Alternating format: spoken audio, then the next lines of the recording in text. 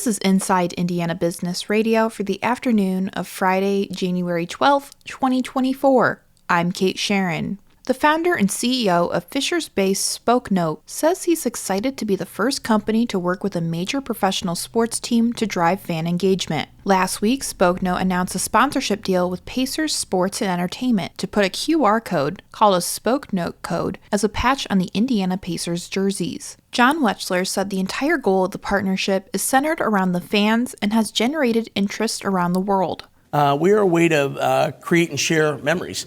And so the Pacers plan to use this on the jersey by turning content for fans on the jerseys so that at a game, on a broadcast, in a still picture, you can actually scan the code and gain access to behind the scenes and exclusive content. SpokeNote was launched in 2022 and gives people the opportunity to send video messages using QR codes, primarily via stickers, note cards, or even holiday gift labels.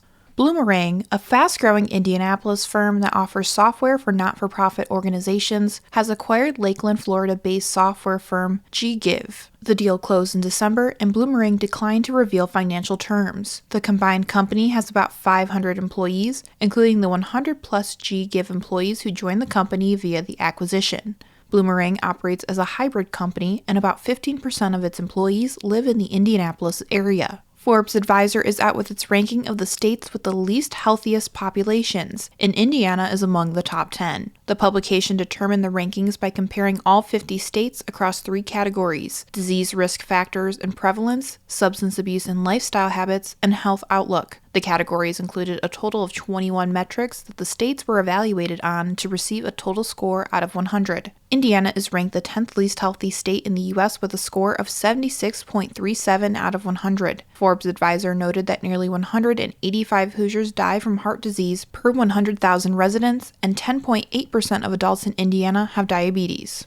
From the #1 source for Indiana business news, this is Inside Indiana Business Radio.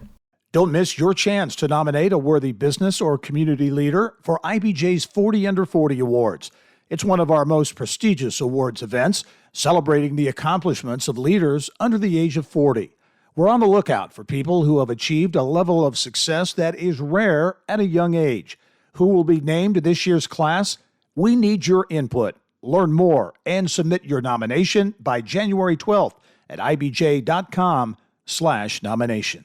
Indiana State House Democrats from both the Senate and the House came together Thursday afternoon to release a bicameral agenda prioritizing child care accessibility, capping drug costs, and more in 2024. IIB's Alex Brown has more. House Minority Leader Phil Giaquinta said the joint effort amplified these key problems and underlined a Democratic commitment to big-ticket issues even in a short session. Senator Shelley Yoder of Bloomington said the Democrats had repeatedly attempted to address the child care crisis with little impact as super-minority members. Yoder noted the extent of the crisis, saying that 45% of children live in a child care desert and hundreds of thousands of Hoosier parents had no options for child care in their communities. Another focus for the bicameral caucus would be amending current property tax discussions to include a $250 credit to offset rising costs, an effort that mirrors the $250 automatic taxpayer refund from 2022. Senate Minority Leader Greg Taylor of Indianapolis's personal push will be to enact ballot measures that allow Hoosiers to vote directly on proposed laws after he said the Republican supermajority ignored the will of the people with a near-total ban on abortion and the continued prohibition on marijuana. Lastly, Representative Rita Fleming of Jeffersonville urged action to cap drug costs on life-saving medicines, including insulin, EpiPens, and albuterol. Alex Brown, Inside Indiana Business Radio.